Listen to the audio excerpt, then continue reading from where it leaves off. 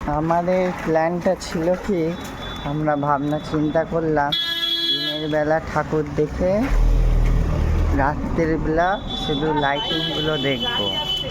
ওই জন্যে আমরা এই প্ল্যানটা করলাম।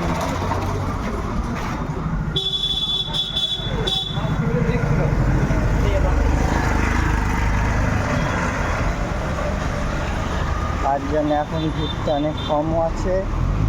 আর দুর্ভাগ্যের বিষয় হলো আকাশটা খুবই মেঘলা করে আছে সামনের দিকে। দেখা যাক কত দূর দেখা যায়।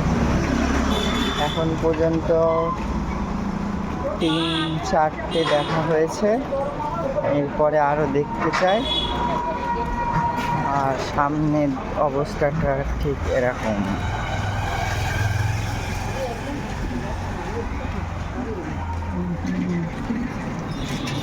তোর মা কেমন হেঁটে হেঁটে চলে যাচ্ছে।